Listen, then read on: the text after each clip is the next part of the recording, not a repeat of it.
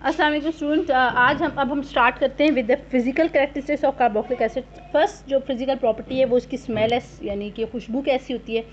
तो जो फर्स्ट थी एलिफेटिक कार्बोक्सिलिक एसिड हैं। एलिफेटिक का मतलब है कि स्ट्रेट चेन कार्बोक्सिलिक एसिड है। उसके जो एलिफेटिक जो है स्ट्रेट चेन कार्बोक्सिलिक एसिड और जो saturated straight chain carboxylic acid होते हैं, उनके जो फर्स्ट 3 मेंबर्स हैं वो कौन कौन से हैं? फॉर्मिक एसिड, एसिटिक एसिड और प्रोपियोनिक एसिड। तो ये कलरलेस लिक्विड्स हैं, लेकिन इनकी पंजेंट स्मेल है। पंजेंट स्मेल का मतलब है चुभती हुई स्मेल है। लेकिन जो अगले 3 कार्बोक्सिलिक एसिड है, C4 से लेकर C6 तक, ये कलरलेस लिक्विड है, लेकिन उनकी बड़ी अनप्लेजेंट, बल्कि यानी कि नाखुशगवार किस्म की स्मेल है। ठीक है। दूसरी हम प्रॉपर्टी पे आते हैं सॉल्युबिलिटी। आपको पता है कि जो कार्बोक्सिलिक एसिड होते हैं उसमें OH, C double bond O और OH ग्रुप की वजह से एक उनके अंदर एक हाइड्रोजन बॉन्डिंग होती है। ठीक है। तो एलिफेटिक कार्बोक्सिलिक एसिड जो होते हैं, उनके जो पहले 4 मेंबर्स होते हैं वो सॉल्युबल होते हैं वाटर में। क्यों? क्योंकि वाटर, जैसे देखिए आपके पास एक वाटर मॉलिक्यूल है ना, वाटर का आपको पता है ये हाइड्रोजन बॉन्डिंग है। ठीक है। तो ये जो छोटे मेंबर्स होते हैं, first 4, carbon 1, carbon 2, carbon 3, carbon 4, तो ये देखिए ये एक छोटा मेंबर है। तो ये जो होगा, इस जो छोटे वाले कार्बोक्सिलिक एसिड होते हैं, ये वाटर के साथ हाइड्रोजन बॉन्डिंग जनरेट करते हैं। जैसे ये इसका H है, ये वाटर की ऑक्सीजन के साथ हाइड्रोजन बॉन्डिंग जनरेट करेगा, और इसका जो O है ये वाटर की हाइड्रोजन के साथ हाइड्रोजन बॉन्डिंग जनरेट करेगा। इसी वजह से जो फर्स्ट 4 जो छोटे मेंबर्स हैं वो वाटर के साथ हाइड्रोजन बॉन्डिंग जनरेट करते हैं। इसी वजह से जो छोटे मेंबर्स हैं वाटर के अंदर सॉल्युबल है, लेकिन बड़े मेंबर की केस में सॉल्युबिलिटी कम होती जाती है। ठीक है। दोनों तरफ से जो ऑक्सीजन है वो वाटर की हाइड्रोजन के साथ हाइड्रोजन बॉन्डिंग जनरेट करेगा, और जो कार्बोक्सिलिक एसिड की हाइड्रोजन है वो वाटर की ऑक्सीजन के साथ हाइड्रोजन बॉन्डिंग जनरेट करेगा। ठीक है। लेकिन जो बड़े मेंबर्स हैं उनमें सॉल्युबिलिटी वाटर के अंदर कम होती जाती है। ठीक। अब हमने करनी सॉल्युबिलिटी, ये वाली लाइन उन्होंने लिखी है, लेकिन आपकी टेक्स्ट बुक में लिखी है कि solubility in water gradually decreases with increase in molecular mass. जैसे जैसे बड़े होते जाते हैं, तो चूंकि बड़े होने पर हाइड्रोजन बॉन्डिंग का इफेक्ट कम होता जाता है, तो इनकी सॉल्युबिलिटी भी डिक्रीज होती है। नेक्स्ट है बॉइलिंग पॉइंट। बॉइलिंग पॉइंट क्या होता है? आपको पता है बॉइलिंग पॉइंट होता है किस चीज़ का? Liquid form. लिक्विड फॉर्म होगी तो फिर उसका बॉइलिंग पॉइंट होगा ना। तो ऐसा है कि जो बॉइलिंग पॉइंट्स है कार्बोक्सिलिक एसिड की वो ज़्यादातर हाई होते हैं। क्यों?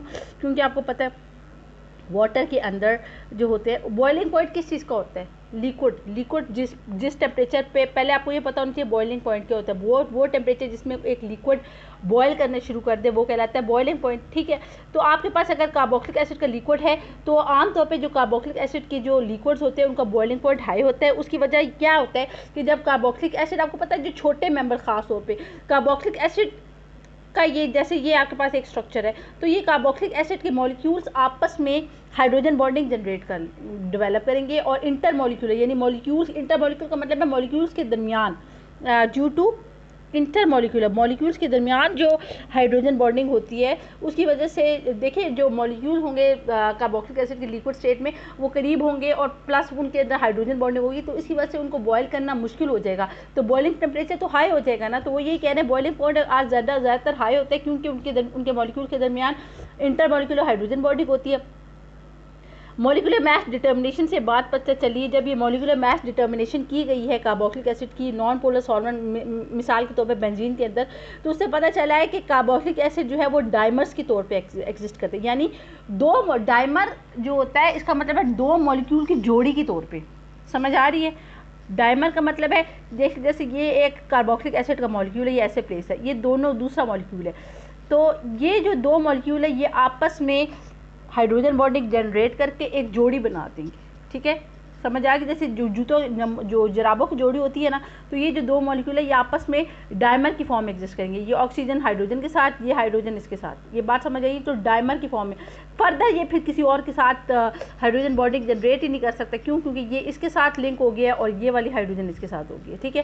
तो के एग्जिस्ट है डायमर, और डायमर के तौर की वजह से क्या हुआ, ये लॉक हो गया, अभी किसी और के साथ नहीं करेगा, लेकिन जोड़ियों की फॉर्म में रहता है। और यही एक वजह है ये कि भी है कि कार्बोक्सिलिक एसिड का बॉइलिंग पॉइंट ज़्यादा होता है।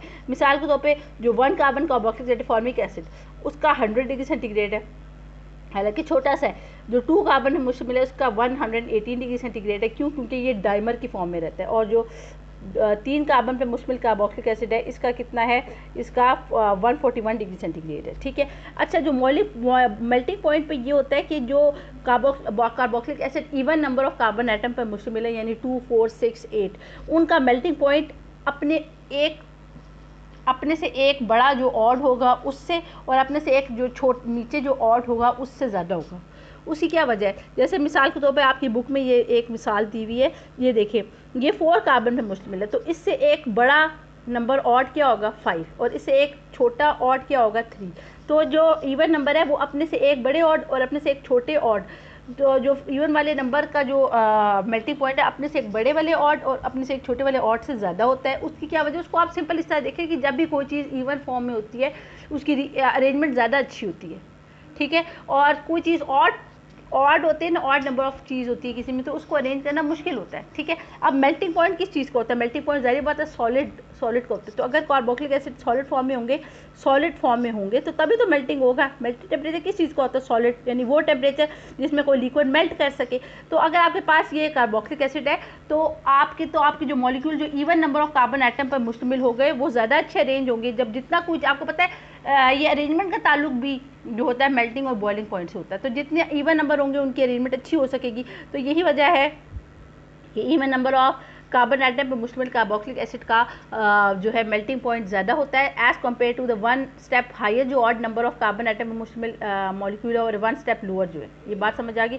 तो मिसाल के तौर पर इन्होंने बताया कि 4 कार्बन पर मुश्तमिल का क्या है -6, और जो 5 कार्बन पर मुश्तमिल का है -36। देखिए माइनस वैल्यू जितनी कम होती है उतना टेम्परेचर ज़्यादा होता है, समझ आ गई।